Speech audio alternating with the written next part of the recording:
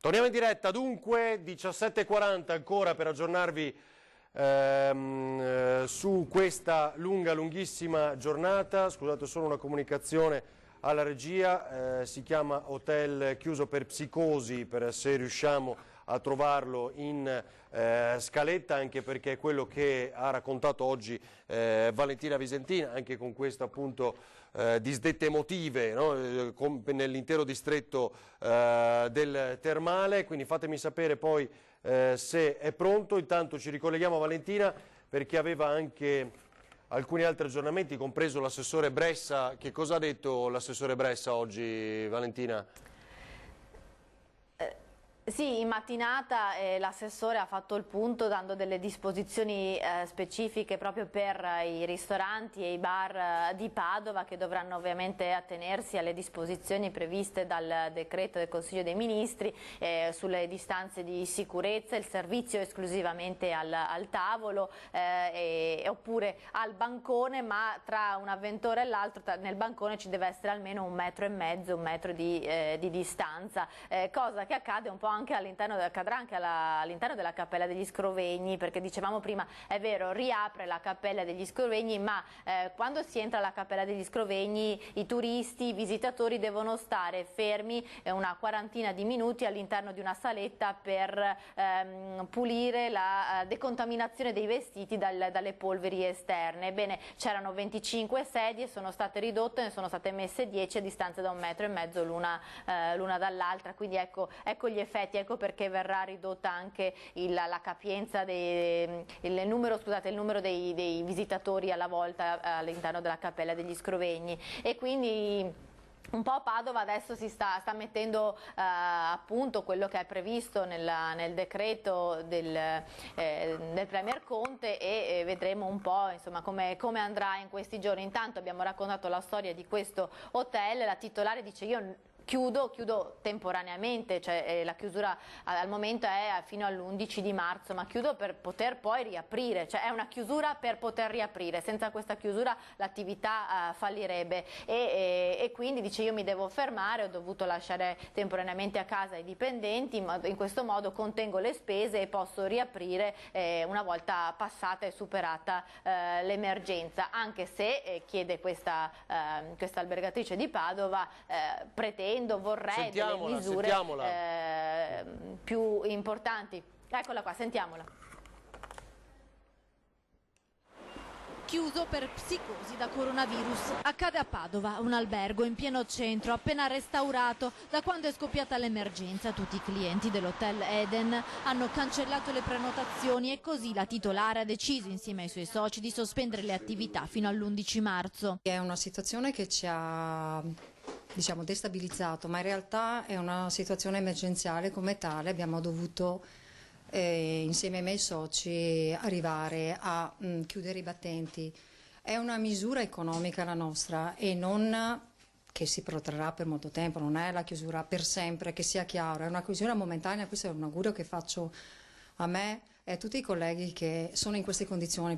Io mi faccio portavoce di loro e dicono: mollate, non molliamo assolutamente. Il cartello appeso fuori dalla porta spiega la situazione. I primi ad isolare l'albergo, dice Simonetta, sono stati gli italiani, poi a cascata anche gli stranieri. Le notizie, purtroppo, grazie anche a certi titoli del prima pagina, ci hanno contagiato, cioè un virus da contagio, in realtà non vero e proprio, ma da psicosi. Mentre parliamo continuano ad arrivare le disdette, che non riguardano più solo il periodo di marzo, alcune si protraggono fino alle vacanze pasquali. Il messaggio però che Simonetta vuole lanciare è quello di non mollare, l'attività si ferma per contenere i costi, ma poi si riparte. Dal governo però servono misure importanti per le categorie economiche. Ora c'è bisogno di una vera presa di posizione da parte del governo. La sospensione di certi contributi non servono a nulla, cioè li devono proprio annullare. Serve una vera e propria responsabilità nei confronti di tutti gli albergatori,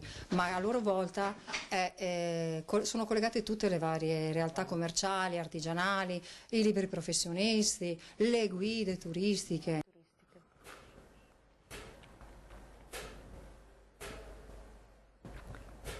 Sì, mi sentite? Sì, questo è un problema appunto di questo albergo in centro a Padova, ma insomma abbiamo visto che anche la situazione delle terme a causa di queste disdette emotive è davvero grave, visto che si fa una prima stima che parla di 20 milioni di euro di perdite che riguardano anche il turismo, e lo abbiamo visto andando a raccogliere la testimonianza di un'agenzia di viaggio, perché molte sono le disdette, ma molte anche proprio l'impossibilità degli italiani, dei padovani, di partire. Siamo in grado anche di farvi sentire la testimonianza appunto di un'agenzia di viaggio.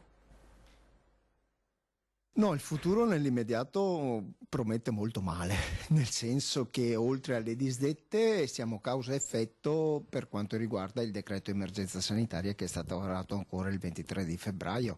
Al momento non c'è ancora una chiarezza né in termini temporali né in termini territoriali rispetto alla validità dello stesso, se non per quelle che sono le aree di zona rossa. Il problema sta nel fatto che quando parliamo di turismo non vai a coinvolgere solo un'area fisica e molto limitata territorialmente, ma vai a creare un effetto domino su tutto quello che è la psicosi che ciò genera. Tra i comparti dell'economia che sta soffrendo per l'emergenza coronavirus, quello del turismo è tra i più colpiti.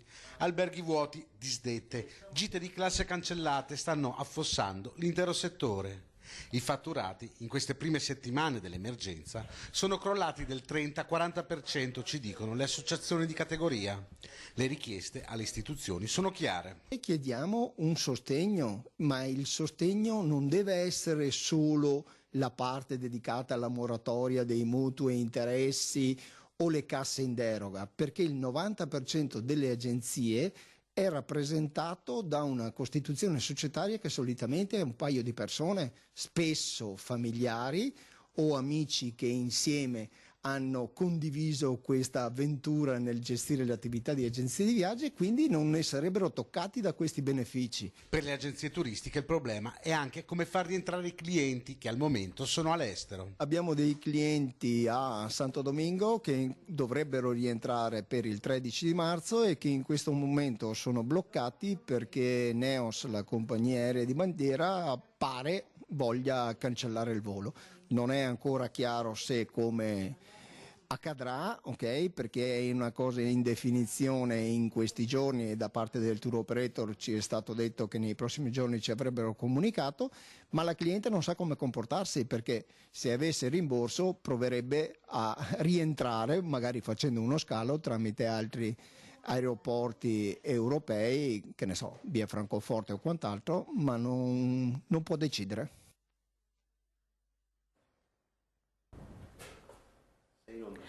Ecco, avete sentito la situazione davvero critica, cioè l'abbiamo fatto al punto anche con il presidente di FIAVET, che è la Federazione Italiana delle Agenzie di Viaggio, e lui era il presidente padovano.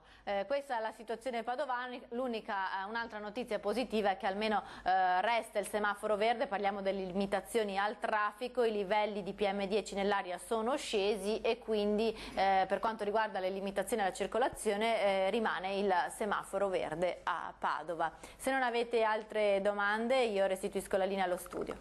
No, grazie Valentina, poi casomai sentiamoci prima della chiusura di questa edizione straordinaria, prima delle 18:30 per un ultimo aggiornamento. Grazie davvero a Valentina Visentini, Federico Cibotto, Francesco Ratai, che avete anche intravisto nelle immagini al lavoro perché stanno ultimando appunto i servizi di questa giornata. Dunque, Anna, aiutami, ho pronto...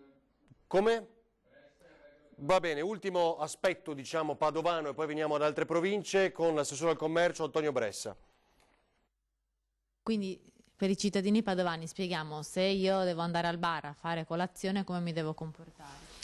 Beh, allora è più che altro compito degli esercenti informare rispetto a queste nuove precauzioni, per cui dovremmo stare alla distanza di 1 metro l'uno dall'altro all'interno dei pubblici esercizi, quindi bar e ristoranti, e dovremmo essere serviti se seduti, quindi se siamo al banco dovrebbero esserci degli sgabelli che mantengono in qualche modo una distanza di sicurezza minima tra gli avventori. Per quanto riguarda le attività commerciali, se ci dovessero essere le condizioni per un assembramento importante, quelle attività devono contingentare gli ingressi e fare in modo che comunque quel metro di distanza tra le persone sia sempre in qualche modo garantito. Per cui, riassumendo, bisogna che ci sia un po' di buonsenso e sapere che dobbiamo evitare di essere in troppi e troppo vicini gli uni con gli altri.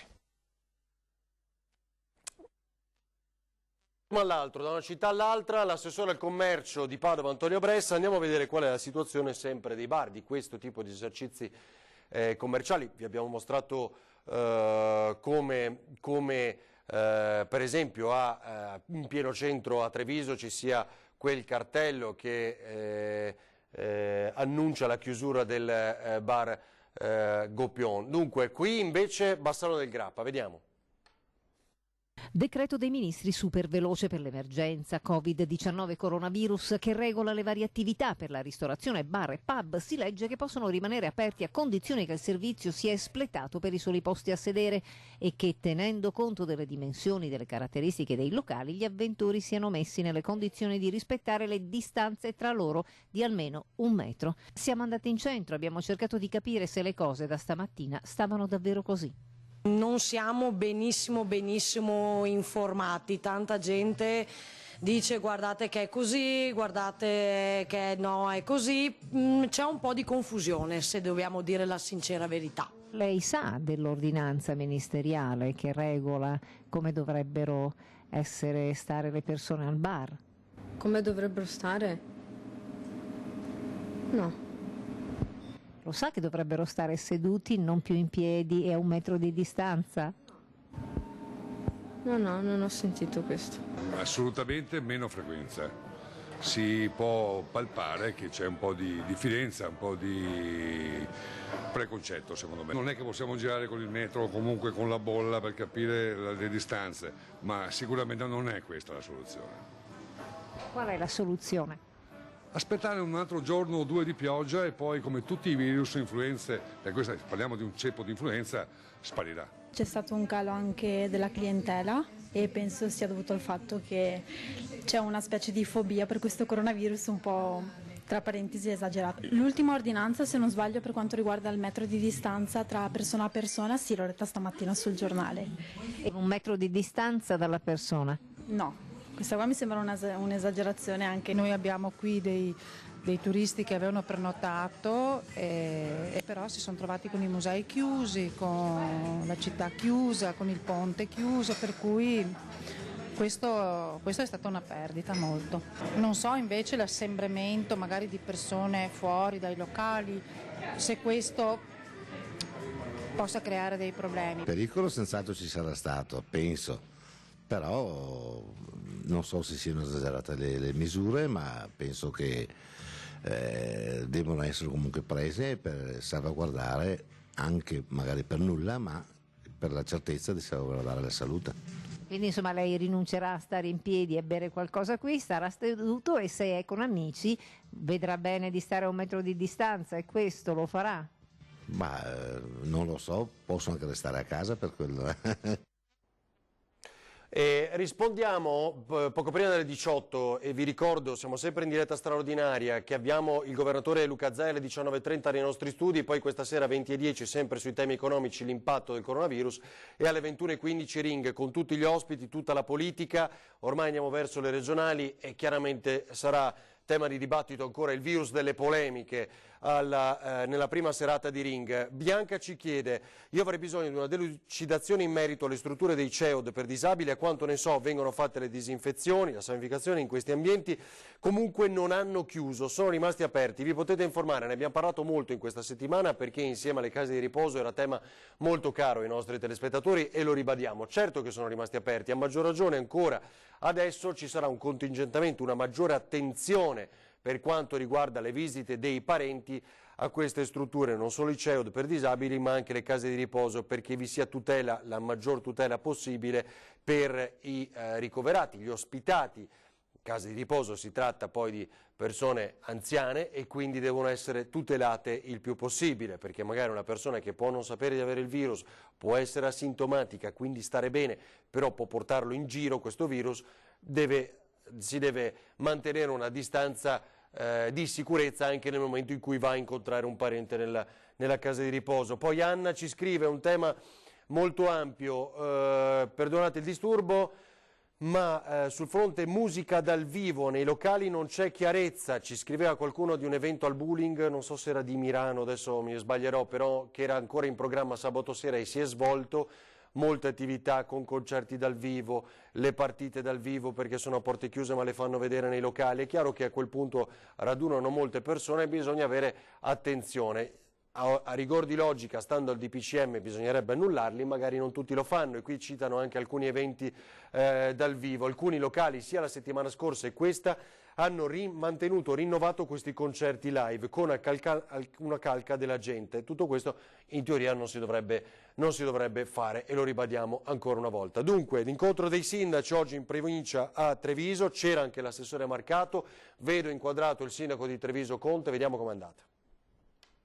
Le analisi su eventuali responsabilità del governo si faranno una volta passata questa emergenza. Oggi la priorità sono i cittadini e il ripristino della quotidianità e della vita lavorativa. Polemiche solo rinviate per il sindaco di Treviso, che guarda il decreto del governo con diverse perplessità, e tra i colleghi non è l'unico. Non a caso proprio il provvedimento è stato al centro dell'incontro al Sant'Artemio, dove i primi cittadini della Marca hanno tentato di darsi una linea comune su fiere, dopo scuola, biblioteche, assistenza sociale. Concordare le linee unanimi con cui uscire sul territorio e applicare la legge. Ci viene detto in maniera chiara, noi possiamo pensare alle contraddizioni, possiamo pensare a tutto quello che non va, però alla fine abbiamo un compito solo, che è quello di far rispettare la legge. La parola d'ordine sembra solo una e il prefetto l'ha invocata più volte. Buon senso vale per tutti, a maggior ragione per i bambini in questi giorni a casa da scuola. Non è che si possono chiudere i bambini in cassaforti, si cerca magari di evitare il luogo di privilegiato di aggregazione. Vietare ammassamenti quindi è la regola base da adottare come buona pratica sempre e comunque, al di là delle disposizioni dell'esecutivo. Chiaro che dovremmo utilizzare il più buon senso possibile per far sì che insomma ci siano meno ammassamenti e che la gente insomma rispetti quello che il decreto prevede. La cosa fondamentale è evitare gli ammassamenti di persone. Una volta fatto questo il pericolo è fortemente limitato. Ecco. Bisogna mantenere la calma e cercare di mantenere tutte quelle attività che è possibile mantenere senza isterie, senza ricercare, ecco, senza essere più realisti del re. Sembra che la situazione sia sicuramente migliore rispetto alla settimana scorsa, per cui un po' di pazienza e un po' di buon senso da parte di tutti. Nelle nostre zone poi non abbiamo altri casi sul territorio, quindi non credo sia utile fare allarmismo inutile. Intanto i sindaci della Marca hanno anche creato un gruppo WhatsApp dove condividere informazioni e linee attuative comuni. Abbiamo dato un'informazione a tutti i colleghi, siamo stati in contatto H24 e questo è importante per loro, per i nostri cittadini e per il messaggio uniforme che stiamo dando alle nostre comunità. E dal vertice dei sindaci è partito anche un ringraziamento. Io vorrei spezzare una lancia a favore dei medici di base e i medici di famiglia, i quali stanno vivendo una situazione abbastanza difficile e complessa perché sono in prima linea su questa emergenza. Allora, sfruttiamo un paio di flash sulle aperture dei quotidiani adesso. Il Gazzettino, un quotidiano del Nord-Est, che ancora cita, vedete il dato, salgono a 274 i contagiati. L'ultimo caso a Vicenza, il governatore Zaia, ecco le parole che abbiamo riascoltato e che citavamo all'inizio, settimana cruciale. Poi l'apertura del Corriere.it, Corriere della Sera, Ryanair taglia il 25% dei voli sull'Italia per 3 settimane, cancellazioni e modifiche. A Milano riaperto il Duomo, 12 casi a Roma, al via la task force europea, le borse, Wall Street corre, Milano ancora giù. Positivo al virus ricoverato l'assessore regionale Mattinzoli, ora test su tutta la giunta. Ricorderete poi le polemiche del governatore Fontana che si metteva con non poca fatica la mascherina tra l'altro quella mascherina totalmente inutile, ma vabbè, la mascherina perché una collaboratrice stretta del suo staff era risultata positiva al tampone, ora appunto un assessore. Anche Zaia oggi ha ribadito come si stanno intensificando le postazioni di terapia intensiva, spero che non le utilizzeremo mai, è un dato che vogliamo ripetere ma l'abbiamo sentito dalla sua intervista. Oggi Zaia che ha incontrato tra i tanti anche le associazioni rappresentative degli spettacoli viaggianti. Allora, ascoltiamo adesso Cinquetti del Dipartimento Prevenzione che era sempre presente oggi al vertice in provincia a Treviso, ancora per le misure del coronavirus. Vediamo. Qual è l'obiettivo scientifico, perché è un obiettivo scientifico, che vi siete dati per i prossimi giorni? Se lo è data la comunità internazionale, se lo sono dati gli scienziati e i dirigenti di livello nazionale dell'Istituto Superiore di Sanità del Ministero, ce lo diamo anche noi per definizione. È un obiettivo appunto legato al tasso di riproduzione di questa virosi. Il tasso di riproduzione è un numero che si chiama R con 0, che indica quante persone vengono infettate da una persona infetta. L'R con 0 di questa malattia è 2,2 circa, ci sono altri valori ma insomma la sostanza è questa. L'obiettivo è portare l'R con 0 sotto l'1. Oggi ogni persona infetta ne infetta 2. Se ogni persona infetta attraverso le procedure di quarantena e di isolamento ne infetta meno di 2, ma soprattutto se ne infetta meno di 1, l'epidemia si spegne. Allora, così appunto Cinquetti, allora intanto fatemi sapere cosa è arrivato intanto dei moltissimi servizi da tutte le redazioni del Veneto, visto che sono in tantissimi anche i giovani che seguono Antenna 3, potrebbe sembrare strano per una televisione locale, ma invece è così. Anche i Modà rinviano il loro tour a seguito delle disposizioni legate all'emergenza sanitaria in Italia, legata alla diffusione del coronavirus, la partenza del Testa o Croce Tour della band capitanata da Checco, era previsto il 6 marzo a Catania, rimane invariata la data speciale all'Arena di Verona il 2 maggio. Così, in base a quello che possiamo dire ai nostri spettatori del nord-est che magari avevano come obiettivo il 2 maggio, resta invariata, mentre sapete su altro fronte, invece quello dello sci, come si debba attendere per le finali di Coppa del Mondo la giornata di venerdì, per capire se appunto si terranno o meno le finali di Coppa del Mondo di sci a Cortina, mi pare 18-22 marzo, sì, a Cortina d'Ampezzo. Cos'è questo, Anna? Mi fate sapere? Ok, a Treviso la misura per quanto riguarda le poste, vediamo. Signore, guardi, andiamo a Scaglioni. Entra nel vivo l'ordinanza anticontagio coronavirus messa a punto dal governo che prevede gli ingressi scaglionati per evitare gli assembramenti negli uffici pubblici come qui nella sede centrale delle Poste Italiane a Treviso, dove fuori della porta per maggiori chiarimenti è stato appeso un avviso alla clientela. Alcuni lo leggono, altri non se ne accorgono, la porta comunque è chiusa. A dare le spiegazioni è un impiegato delle Poste Italiane che coordina le entrate e raccomanda a tutti, una volta entrati, di mantenere la distanza di almeno 1 metro dalle altre persone. È quella che abbiamo suggerito anche nel rispetto delle indicazioni che sono arrivate sia a livello ministeriale che a livello locale dalle istituzioni, che è quello di non assemblarsi e di rimanere comunque a una distanza di sicurezza di almeno 1,5 metri. Quindi il motivo per cui abbiamo messo questi avvisi fuori dagli uffici postali era per disciplinare un pochettino gli accessi, però devo essere sincero, la cittadinanza ha collaborato. Nell'ufficio il continuo andirivieni di persone è incessante, soprattutto di anziani arrivati per ritirare la pensione. Con queste misure di sicurezza si tutelano i cittadini e il personale al lavoro, ci dicono in molti. Tante persone le accettano di buon grado, altri non ne capiscono il senso. Credo che sì, siano iniziative giuste e finché non ci sarà la completa estinzione del virus è meglio comportarsi così e adeguarsi alle nuove norme. C'è una gran confusione, non si capisce niente, questi contingentamenti da una parte e dall'altra, negozi, posta, banche, ma non lo so perché, sto panico.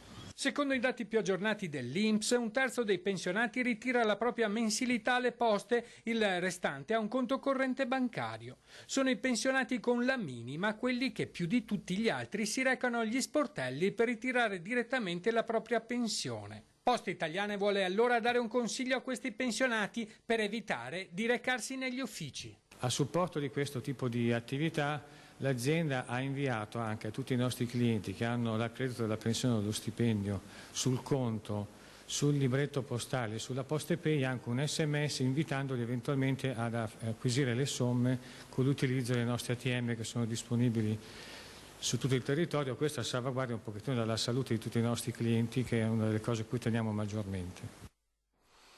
Allora, pochi istanti di pubblicità, volevo solo dirvi che ancora per quanto riguarda la Coldiretti, la pioggia attesa nelle campagne, ma è già arrivata, l'abbiamo visto in queste ore, per combattere il rischio siccità e non lasciare l'Italia a secco, in un 2020 segnato fino ad ora da un calo delle precipitazioni dell'80%, ma quello che fa paura è il freddo nelle prossime ore. Intanto a Cortina è nevicato, vi posso anche mostrare le immagini quasi in diretta. Questa è Cortina pochi minuti fa, dove la neve è ritornata come previsto anche da quel che vi avevamo detto in questi giorni. Pubblicità e poi riascolteremo una nuova intervista a Luca Zaia e ci colleghiamo con Marghera e Ilaria Marchiori.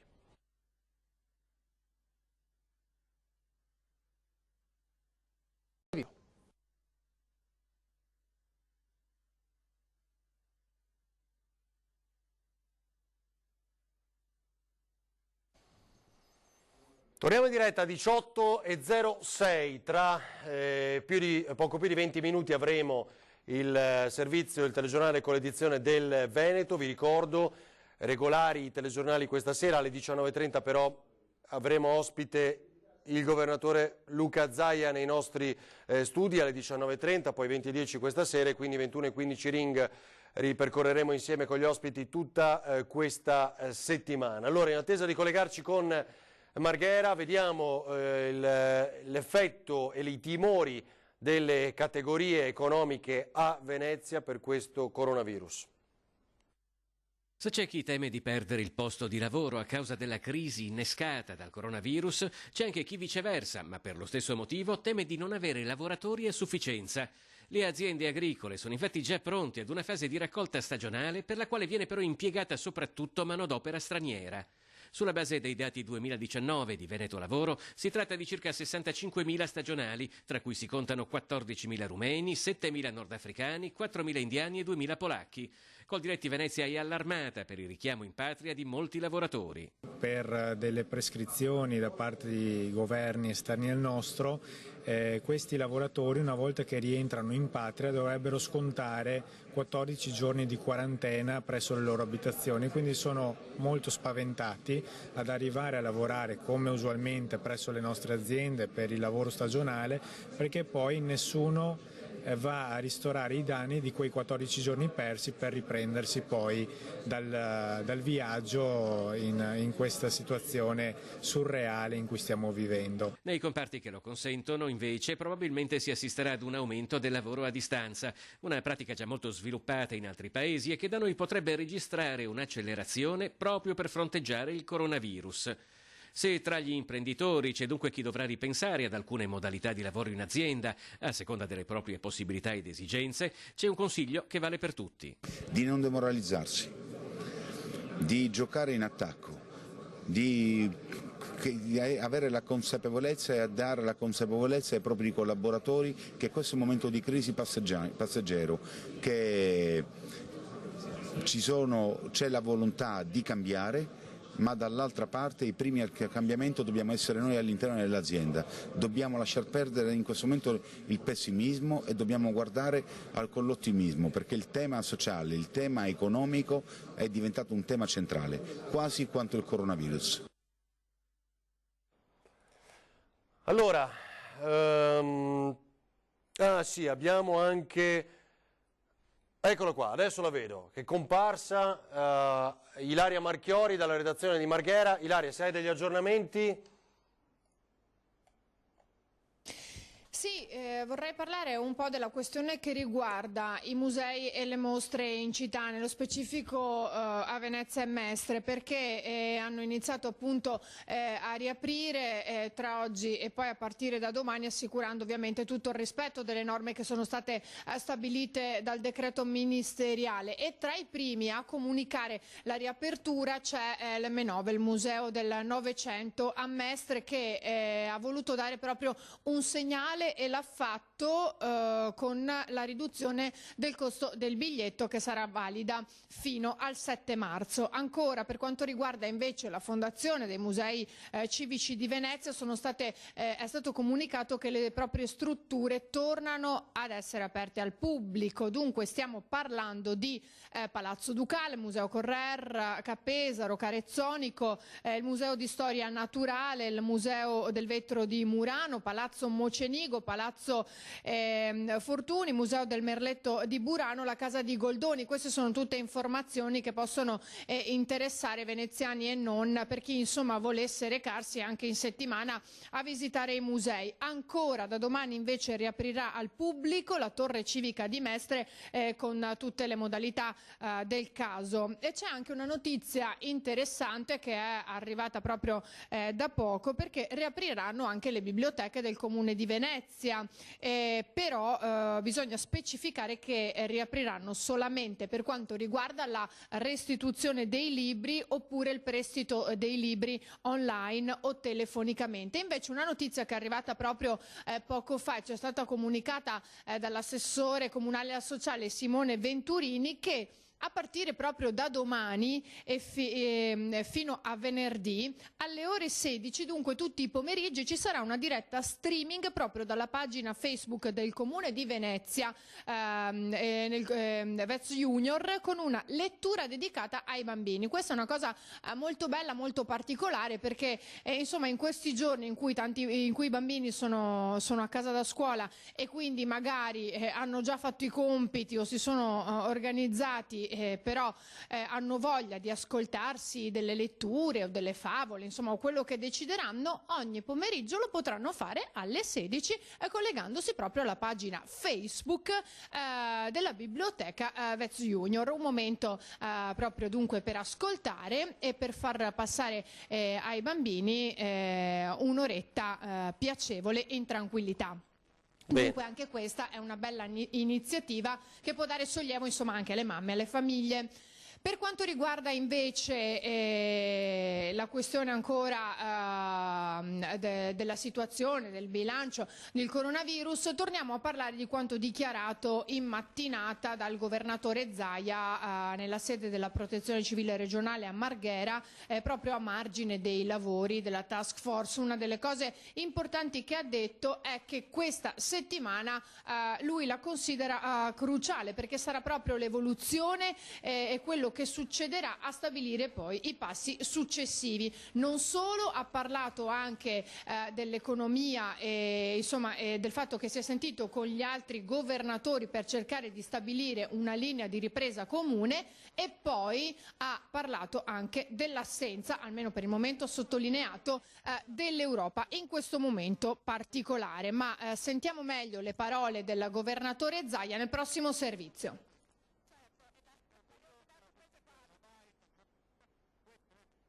Noi abbiamo oltre 260 persone positive, ne abbiamo 64 in ospedale, delle quali 14 in terapia intensiva. Questa settimana io la considero cruciale dal punto di vista sanitario, dovremmo capire bene l'evoluzione, non posso non ricordare che solo nella giornata di ieri abbiamo avuto 42 positivi. Se l'evoluzione sarà un'evoluzione sostenibile, si può parlare di un contenimento del contagio, quindi misure che funzionano. Se sarà un picco di contagio vuol dire che questo virus sta andando verso lo sfogo, e dopodiché speriamo che inizi velocemente la discesa e di uscirne con pochi danni dal punto di vista sanitario. Facendo il punto della situazione nella sede regionale della Protezione Civile a Marghera, il governatore Zaia ha evidenziato come questa settimana permetterà di capire meglio come muovere i passi successivi, ricordando anche che il decreto viene fatto perché c'è un'indicazione dell'Istituto Superiore della Sanità, e quindi non è che non c'è un problema, c'è un'emergenza sanitaria che deve essere affrontata. Dall'altro poi ci vuole anche il buon senso di affrontare le parti che al decreto non sono chiare, perché il decreto perfetto è quello del coprifuoco, no? Dove tu vieti tutto e allora sai che non scontenti nessuno. Faccio solo l'esempio delle messe e quindi delle chiese, che è una delle classiche condizioni nelle quali si è in grado di garantire la distanza tra i partecipanti alla messa, i locali sono grandi e quindi anche qui lì è stato risolto il problema. Adesso vedremo di capire se ce ne sono altri da affrontare. Come da affrontare l'aspetto economico, seriamente compromesso. Ho sentito anche ieri sera il Bonaccini, Fontana, stiamo preparando un documento come governatori delle 3 regioni maggiormente colpite, se così si può dire, perché tutte ormai hanno delle presenze di casi positivi, di un provvedimento di richiesta con tutta una serie di misure che suggeriremo per le nostre imprese, per le microimprese e per le imprese in generale. Visto e considerato che il momento è tragico, bisogna anche ad esempio attingere alla cassa integrazione in deroga. Molte imprese non conoscono la cassa integrazione, ma in questo caso se restano a casa i lavoratori, se non c'è lavoro, oggettivamente non è che puoi mettere tutti in ferie, ma bisogna anche pensare che comunque l'impresa debbano uscire da questa crisi non morte ma vive. E sul ruolo dell'Europa Zaia risponde. Chi l'ha vista? Mi sembra di capire che l'Europa non abbiamo visto niente fino adesso. L'Europa è una bella occasione per dimostrare di esistere, al momento non c'è.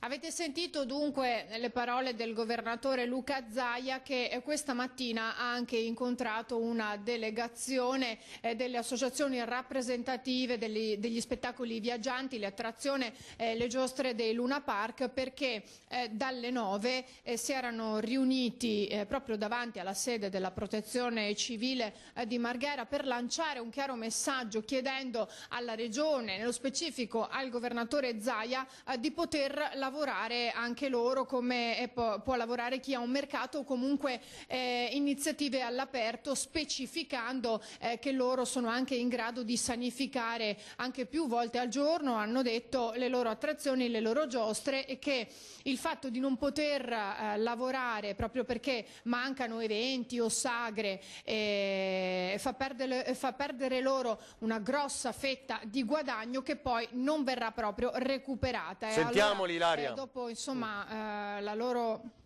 Sì, sentiamoli. Hanno bloccato tutte le attività, noi è già da domenica scorsa che siamo fermi, già 10 giorni, hanno annullato manifestazioni fino a Pasqua. Non siamo disprovveduti perché noi abbiamo famiglie anche noi, bambini anche noi, viviamo del pubblico, delle persone che vivono le città e ci hanno negato di lavorare dappertutto. Noi non riusciamo più a resistere ulteriormente a questa chiusura. All'indomani del decreto che proroga e in parte modifica alcune delle misure già adottate per il contenimento del coronavirus, introducendone alcune di nuove, una rappresentanza degli esercenti di Luna Park e spettacoli viaggianti si è riunita davanti alla sede regionale della Protezione Civile di Marghera per fare una richiesta al presidente Zaia. La nostra richiesta è perché i centri commerciali lavorano, che sono al chiuso, palestre, adesso i cinema, teatri, tutti aprono con delle prescrizioni, ma aprono. Noi hanno fatto chiudere delle attrazioni che sono su dei giardini pubblici, isolate, senza nessuna manifestazione. Vari carnevali hanno fatto smontare le giostre perché il giorno dopo dovevano installare il mercato.